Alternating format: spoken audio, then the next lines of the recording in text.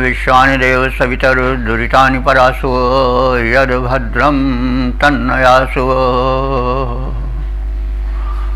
ॐ शं नो मित्रः शं वरुणः शं नो भवत्वर्यमा शं न इन्द्रो बृहस्पतिः शं नो विष्णुरुक्रमः। ॐ तेजोसि तेजोमयि देहि ओजोसि ओजोमयि देहि असदो मा सद्गमय तमसो मा ज्योतिर्गमय मृत्योर्मा मृत्यं गमय। ॐ पश्येम शरदाशतं शृण्येम शरदाशतं पश्येम शरदाशतं जीवेम शरदाशतं अदीनाशां शरदाशतम्।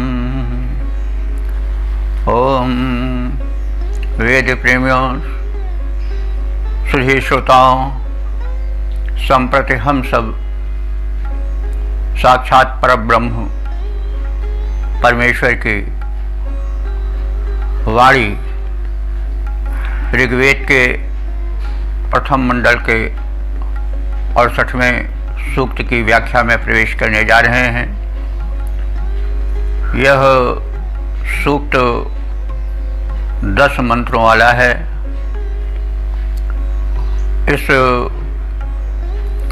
सूक्त के मंत्र द्विपदा विराट नामक छंद में निबद्ध हैं। मंत्र दृष्टा ऋषि हैं पराशर शाक्त और देवता हैं अग्नि।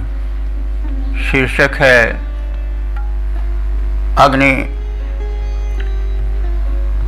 की शक्ति द्वारा ही ब्रह्मांड की व्यवस्था व्यवस्थित है और दिव्य शक्तियों में उन्हीं के कारण तेज स्थापित है। तो बात बहुत हद तक सत्य है और थोड़ी मंत्र की प्रकृति होती है कि जिस देवता की स्तुति होती है उसी को सर्वस्व माना जाता है। तो इस बात को भी ध्यान रखें।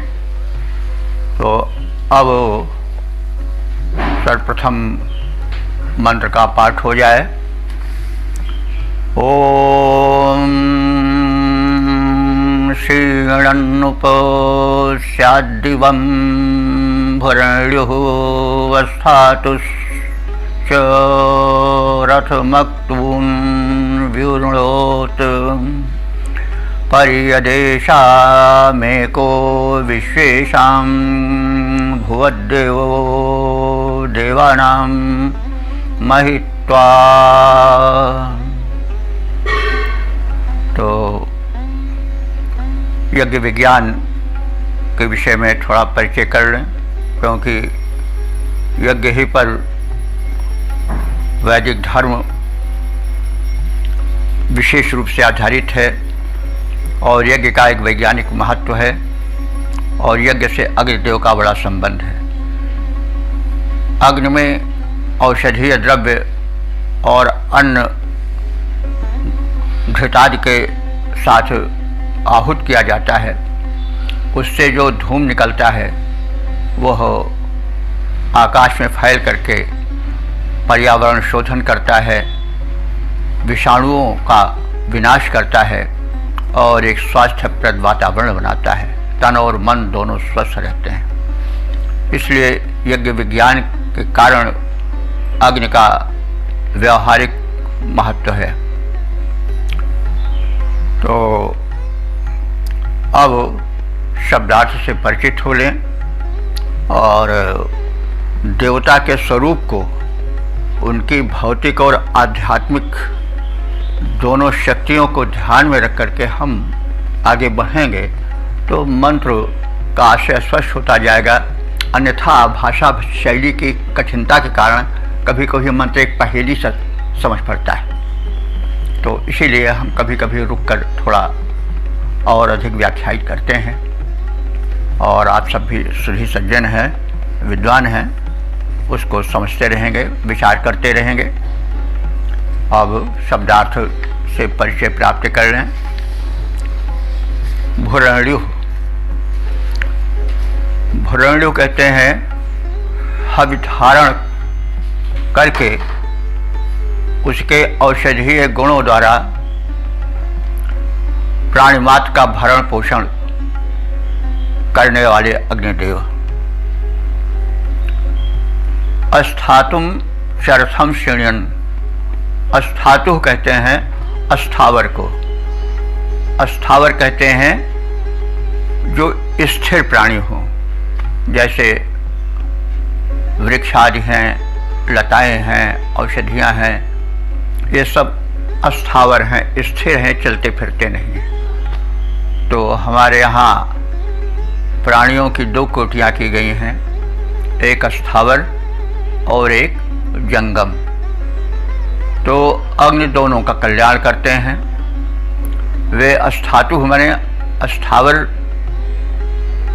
प्राणी वर्ग के भी कल्याणकारी हैं, और चरथम माने चरने यानी चलने फिरने वाले यानी जंगम प्राणी जगत के भी वे स्वामी हैं, और उन्हें श्रेणन माने परिपोषित करते हैं, परिपक्व करते हैं।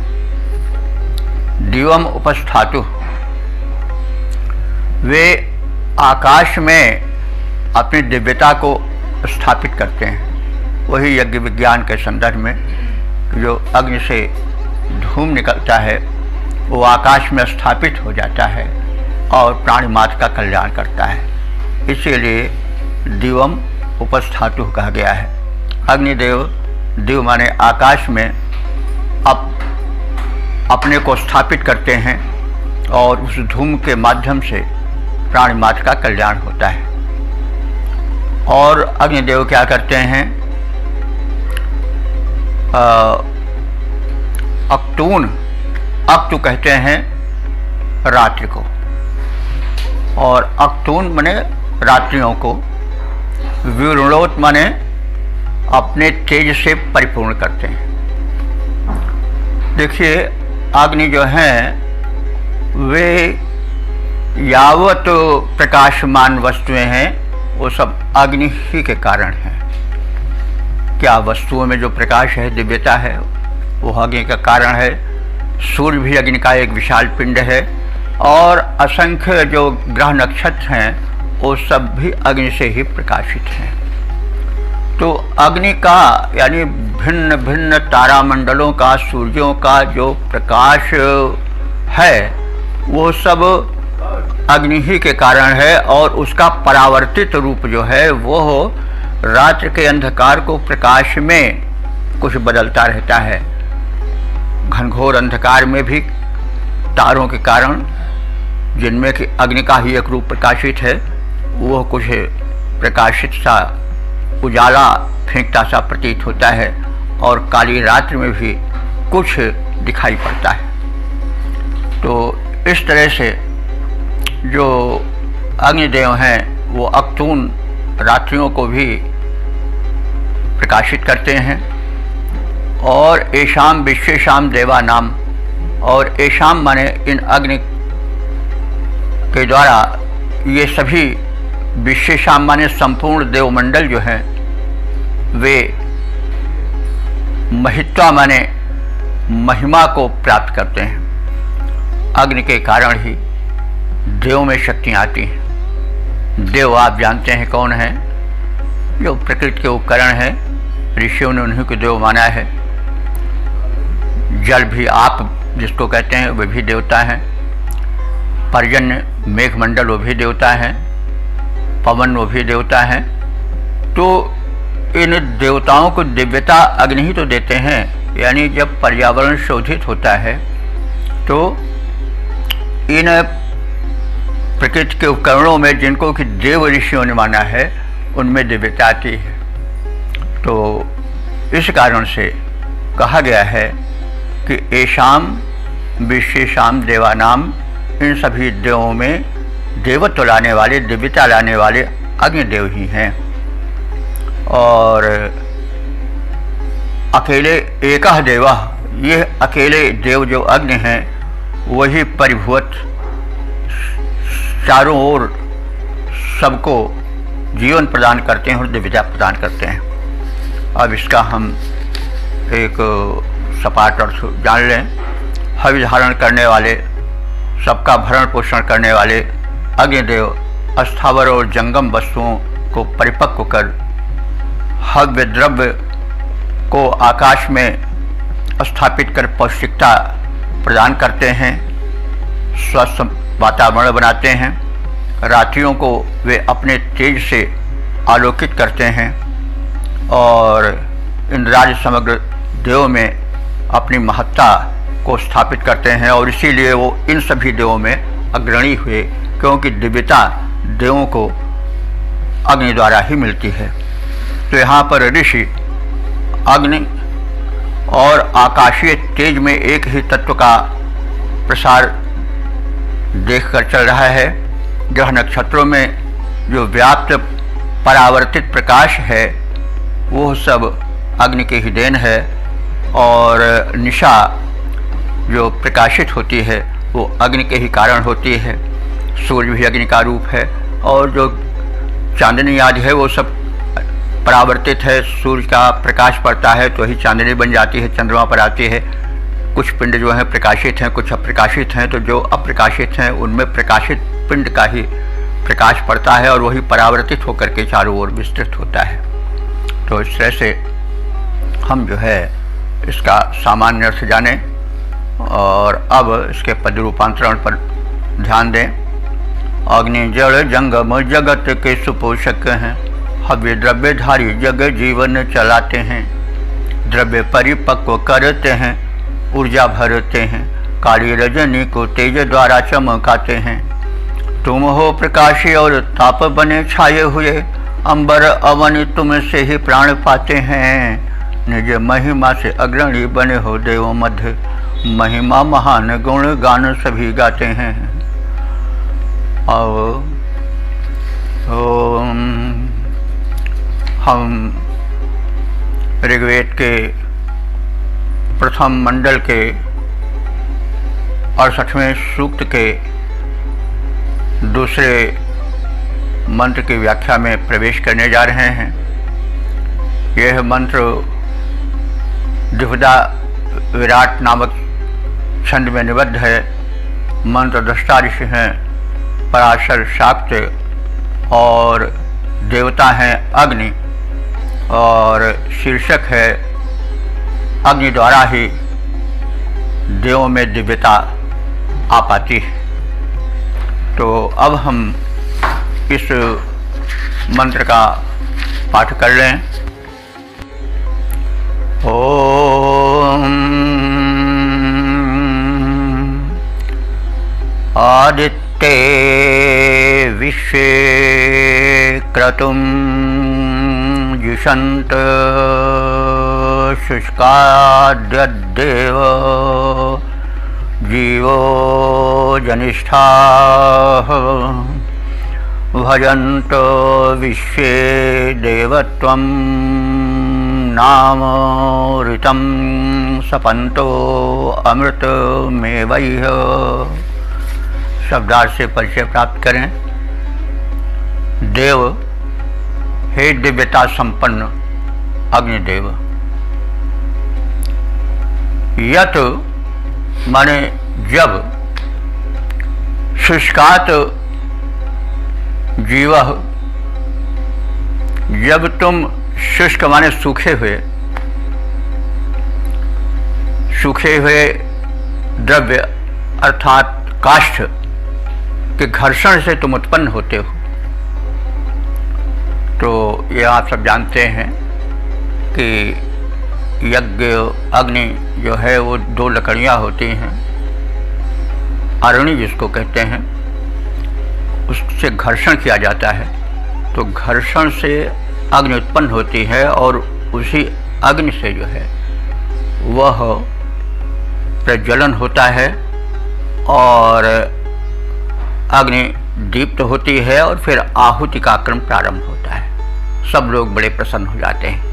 जब अग्नि उत्पन्न होती है तो बड़ी प्रफुल्लता वातावरण में छा जाती है। उसी वातावरण को यहाँ शब्दों में बांध करके ऋषि प्रकट कर रहा है। यत शुष्कात जी वह जब तुम शुष्क काष्ठ से उत्पन्न होते हो तो आत इत उसके पश्चात विश्वे ते क्रतुम जुषंत। विश्व माने संपूर्ण, संपूर्ण कौन? संपूर्ण देवता। और देव शब्द विद्वानों के लिए भी आता है, जो यज्ञ स्थल पर उपस्थित विद्वान होते हैं और जो दिव्य शक्तियाँ हैं, देव हैं, वे सब ते क्रतुम, क्रतु कहते हैं यज्ञ को। तुम्हारे द्वारा यह होने वाले यज्ञ अथवा इस शुभ कर्म से सब के सब जुषंत माने प्रसन्न हो जाते हैं और सब उस प्रसन्नता से भर उठते हैं। फिर अमृतम एवैहि, तुम अमर हो और तुम अमरत्व प्राप्त अग्नि से विश्वेरितम देवत्तम भजंत। जितने सत्ता वाले देव हैं वे सब के सब देवत्व को प्राप्त कर लेते हैं, क्योंकि हम जानते हैं कि अग्नि के माध्यम से ही दिव्य शक्तियों में दिव्यता का समावेश होता है। दिव्य शक्तियाँ देव कौन हैं? कई बार कहा जा चुका है, ये जो जल हैं, पवन हैं, ये सब बादल हैं, यही तो सब दिव्य शक्तियाँ हैं। इनको अग्नि के द्वारा ही दिव्यता प्राप्त होती है, अन्यथा प्रदूषित होने के कारण उनकी दिव्यता दबी रहती है। तो इस तरह से इसका सामान्य अर्थ हुआ कि हे अग्निदेव, जब तुम शुष्क काष्ठ के घर्षण से उत्पन्न होते हो तब सभी देवगणों में प्रसन्नता हो जाती है, यज्ञ कार्य में सब जुट जाते हैं। हे अविनाशी देव, आपका अनुगमन करके ही देवगण देवत्व को प्राप्त कर सकें, यानी यज्ञ के माध्यम से ही दिव्य शक्तियों में देवत्व का समावेश होता है। तो अब हम इसका पद्य रूपांतरण देख लें। तो काष्ठ शुष्क किंतु उससे ही अग्निदेव, तुम घर्षण से होते हो उत्पन्न तेजधारी हो। यज्ञ जो कि आर्य कर्म बड़ा ही महत्वपूर्ण तभी पूर्ण हुआ जब तुम हितकारी हो। अविनाशी देव तेरी करते प्रशंसा सभी, देव यजमान गण दोनों ही सुखारी हो। तेरे अनुगमन से देवत्व को प्राप्त हुए देव वृंद सारे, जय देवता तुम्हारी हो, जय देवता तुम्हारी हो। अब हम ऋग्वेद के प्रथम मंडल के 68वें सूक्त के तीसरे मंत्र की व्याख्या में प्रवेश करने जा रहे हैं। इस मंत्र के दृष्टा ऋषि हैं पराशर शाक्य और छंद है द्विपदा विराट, देवता हैं अग्नि और इस मंत्र का शीर्षक है महान अग्निदेव सत्कर्मी को संपन्न बनाते हैं।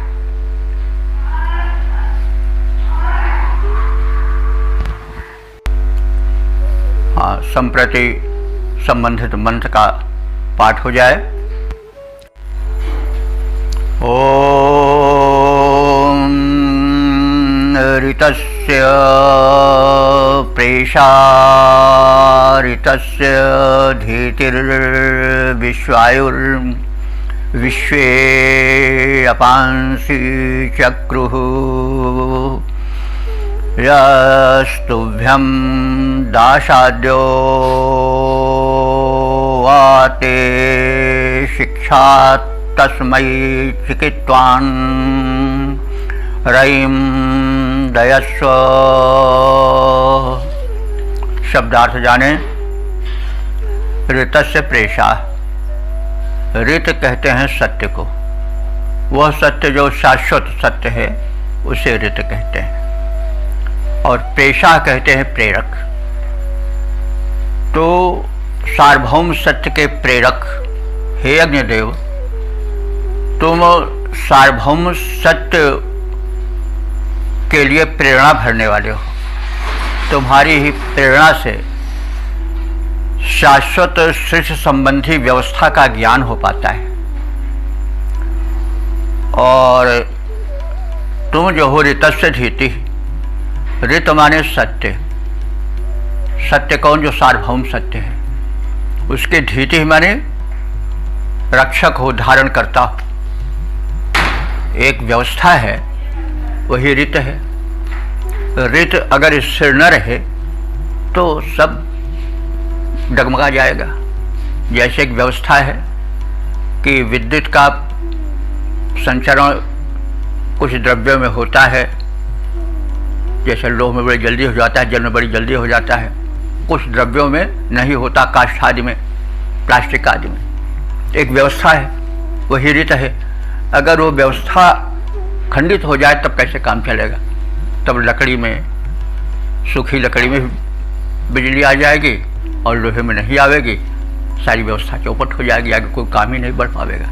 तो रीत है और ऋत की रक्षा भी आवश्यक है। तो अग्निदेव जो है ऋत के प्रेरक हैं, उस व्यवस्था को बढ़ाते हैं और साथ ही साथ उसकी रक्षा भी करते हैं, जो बड़ा आवश्यक है। तो हे अग्निदेव, तुम सार्वभौम सत्य के रक्षक हो, प्रेरक हो और विश्व आयु, तुम संपूर्ण आयु को दिलाने वाले हो। और विश्व अपांश चक्रु, विश्व माने संपूर्ण, अपांश कहते हैं यज्ञ कर्म को, श्रेष्ठ यज्ञ कर्म। अब शब्द जरा वेद के प्रचलित तो है नहीं, अपांश माने यज्ञ कर्म कम जान पड़ता है, लेकिन वास्तव में इसका जो शब्दार्थगत और जो निरुक्तगत अर्थ है वह है जो वह यज्ञ कर्म। अपांश बहुवचन है। तुम संपूर्ण शुभ यज्ञ कर्मों के चक्रु माने करने वाले हो, प्रदान करने वाले हो, शक्ति देने वाले हो कर्म करने की। तो इसी कारण से सब लोग यज्ञ कर पाते हैं, तुम प्रेरणा भरते हो। तुभ्यम यह दाशात, तुभ्यम माने तुम्हारे लिए, यह माने जो यजमान, जो सत्कर्मी, दाशात, देखिए दाश शब्द है, दाश बड़ा शाह है, तालवी है ना, इसलिए दाश का दाने अर्थ में प्रयोग हो रहा है। और अगर दास कर दिया जाए तो दास माने तो गुलाम होता है, तो दाश है, दाश दाने के अर्थ में दा, ये है, तालवी है। तो तुभ्यम यह दाशात, तुमको जो हव्यदाता, हव्य प्रदान करता है, यह वाते शिक्षात, जो तुम्हारी शिक्षा, तुम्हारे प्रदत्त उपदेशों का पालन करता है। हे अग्निदेव, तस्मै चिकित्वान, तस्मै माने उसके लिए, चिकित्वान माने ज्ञानी के लिए, जो तुम्हारे द्वारा प्रदत्त उपदेशों का पालन करता है, शिक्षाओं का पालन करता है, वो ज्ञानी है।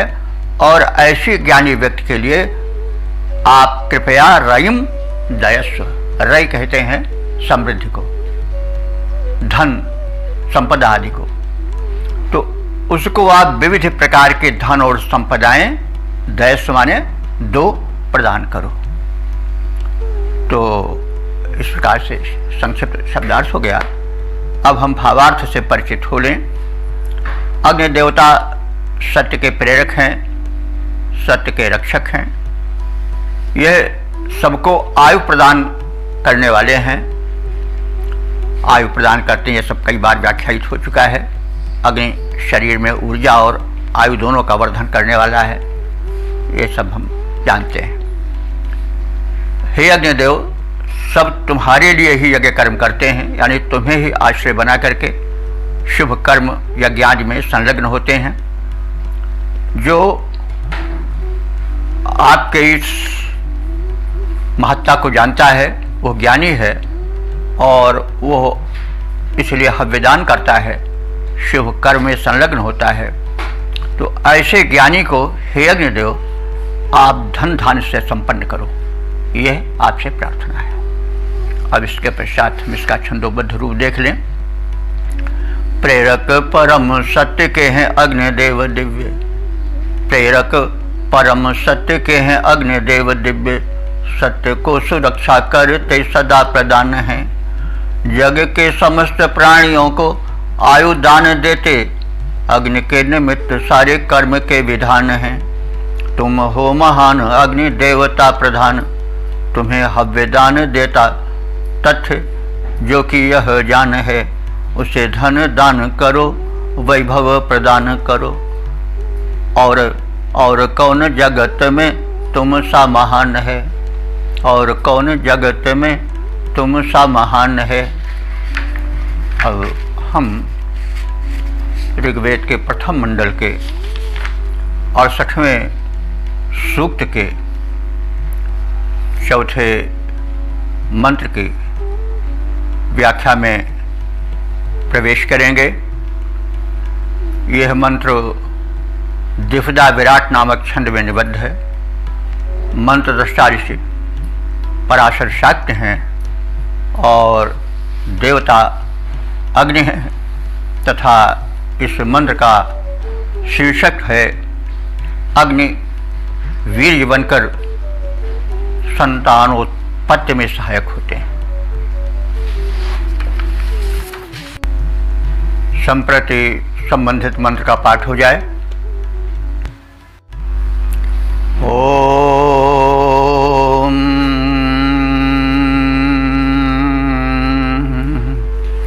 होता निषत्तो मनोरपत्ते सा चिन्वासां पतिरैणां इच्छन्त रेतो मिथस्तनूषु संजानत स्वैर्दक्षैरमूराः। शब्दार्थ से परिचय प्राप्त करें। हे अग्निदेव, मनोहपत्ते, मनु को आप जानते हैं आदि पुरुष, यानी मनु से ही सृष्टि चली है। तो मनु का षष्ठी एक वचन है मनो, और अपत्य कहते हैं संतान को। तो मनोह, मनु के संतान कौन है? मनुष्य। मानव शब्द मनु से ही बना है। हम लोग मानव इसलिए हैं कि हमारे आदि पुरुष मनु हैं। तो हे अग्निदेव, मनोहपत्ते, जो मनु की संतान यानी मानव है, मनुष्य हैं, उनके तुम होता हो। होता माने उनके हेतु देवों को आवाहन करने वाले हो, दिव्य शक्तियों को बुलाने वाले हो, इसलिए तुम्हारा बड़ा महत्व है। और सहचित नु असाम रैणाम, सह माने वह,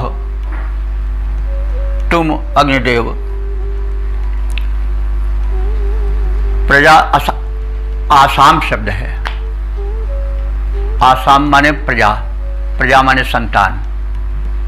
तो हे अग्निदेव, तुम ही आसाम माने संतानों के या प्रजाओं के, रैणाम और धनों के पति माने स्वामी हो। हे अग्निदेव, तुम ही प्रजाओं के, संतानों के और धनों के, गोधन, वाजधन आदि जितने धन हैं उन सब के स्वामी हो, एकमात्र अधिकारी हो। तनुष मिथा रिता इच्छन्ता, शरीरों में, उनके शरीरों में जो रेत है, रेत कहते हैं वीर्य को, शुक्र को, वो हो तुम्हारे ही द्वारा बनाया जाता है और तुम्हारे ही कारण से मनुष्यों में सहवास की इच्छा होती है।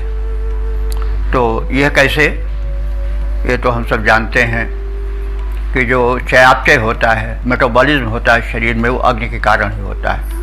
अन्न है, पचता है, रस बनता है, रस पच करके रक्त बनता है, रक्त पच करके मांस, मांस से अश्व, फिर मज्जा, फिर शुक्र, वीर्य, जिससे संतानोत्पत्ति होती है, वो बनता है।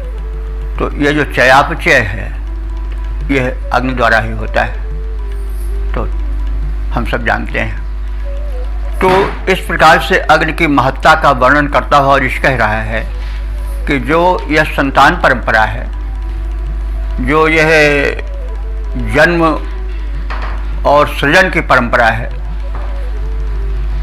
उस परंपरा को चलाने वाले शुक्र की स्थापना और सहवास की इच्छा को उत्पन्न करने वाले तुम ही हो। तुम्हारी उष्णता से ये सब कुछ संभव हो पाता है। और अमूराह, अमूराह कहते हैं, मूर कहते हैं मूर्ख को, और अमूर कहते हैं जो मूर्ख न हो, यानी जो चतुर हो, ज्ञानी हो। तो उन ज्ञानियों को जो कि तत्व ज्ञान से परिचित हैं, कथित तथ्यों को समझने वाले हैं, उनको स्वयं दक्षी, अपने द्वारा दक्ष, दक्ष कहते हैं सामर्थ्य को, तुम उनमें सामर्थ्य धारण कराओ और वे सब उस प्रजनन की सामर्थ्य से परिचित हो जाएं, युक्त हो जाएं, यह आपसे प्रार्थना है। तो शब्दार्थ के पश्चात हम भावार्थ से परिचित हो लें। हे अग्निदेव, तुम मनुष्यों में होता रूप में विराजमान हो, यानी तुम्हारे ही कारण दिव्य शक्तियां आवाहित होती हैं और मनुष्य धन्य होता है। तुम प्रजाओं में, संसार के निवासियों में और संतानों में धन दिलाने वाले हो, क्योंकि तुम यावत धन हैं, गोधन, गजधन, वायुधन, सबके तुम ही स्वामी हो, एकमात्र अधिष्ठाता हो। और जो शरीरस्थ अग्नि है, उसी के द्वारा जो चयापचय की परंपरा चलती है, मेटाबॉलिज्म की परंपरा चलती है, वो तुम्हारे ही कारण है। और तुम ही उस भोजन को परिवर्तित करते हुए, मेटाबोलाइज करते हुए, चयापचय की प्रक्रिया से शुक्र तक ले जाते हो, और शुक्र के द्वारा संतानोत्पत्ति होती है और मानव की वंश परंपरा अविच्छिन्न बनी रहती है, टूट नहीं पाती है। तो ऐसे ज्ञानी अग्निदेव की सामर्थ्य का जो ज्ञान प्राप्त करते हैं, वे समर्थ बनते हैं और संतान सुख प्राप्त करते हैं। तो इस प्रकार से हम संक्षिप्त शब्दार्थ और भावार्थ जानने के पश्चात अब इसके पद्य रूपांतरण में प्रवेश करें। मानवों में होता रूप में विराजमान अग्नि, स्वामी तुम ही धन धान्य करते प्रदान हो। संतान की उत्पत्ति हेतु भगवान तुम, वीर्य बने करते तुम ही तो गर्भाधान हो। शरीरस्थ ताप और शुक्र का संबंध जोड़, बने तुम मानव की मेधा मध्य ज्ञान हो। संतान की इच्छा जगी मनुज ने प्राप्त किया, तेरी कृपा प्रकृति है संतति विधान हो। ओम। वेद प्रेमियों, सुधी श्रोताओं, संप्रति हम सब ऋग्वेद के प्रथम मंडल के 68वें सूक्त के 5वें मंत्र की व्याख्या में प्रवेश करने जा रहे हैं। यह मंत्र इस सूक्त का समापन वाला मंत्र है और इस मंत्र का शीर्षक है अग्नि को अनुशासन परम प्रिय है, अश्व सब अनुशासित रहें। अब हम मंत्र का पाठ करें। ओम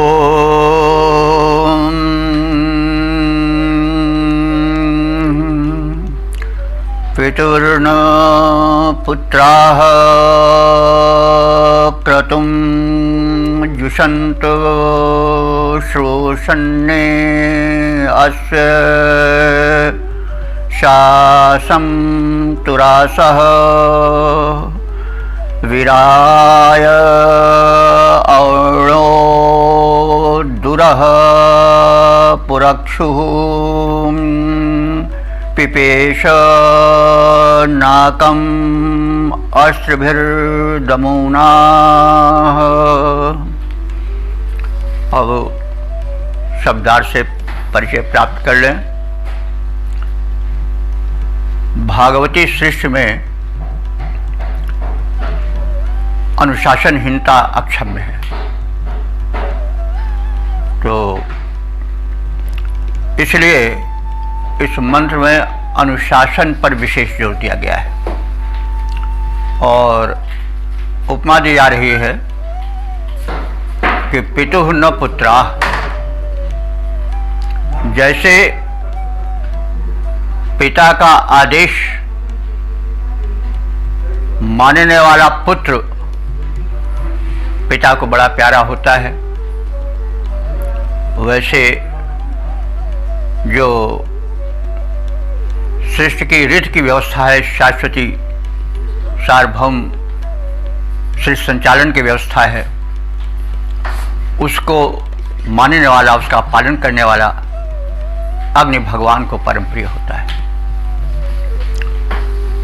और ये अस्य शासम, ये माने जो लोग, अस्य माने इन अग्निदेव के, शासम माने अनुशासन का पालन करते हैं, वे लोग शोषण तुरासः क्रतुं जुषन्त।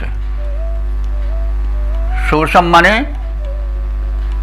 उस शुभ वार्ता को सुनकर ही शीघ्र ही, तुरासा माने त्वरित, शीघ्र ही पुरक्षु रायम, पुरक्षु कहते हैं व्यापक मात्रा में, पुरु व्यापक मात्रा में, रायम माने समृद्धियां, धन ऐश्वर्य को प्राप्त कर लेते हैं। और दुरह, दुरह कहते हैं द्वार को, दुरह माने द्वार, द्वार ही से डोर शब्द बना है अंग्रेजी का। तो जो लोग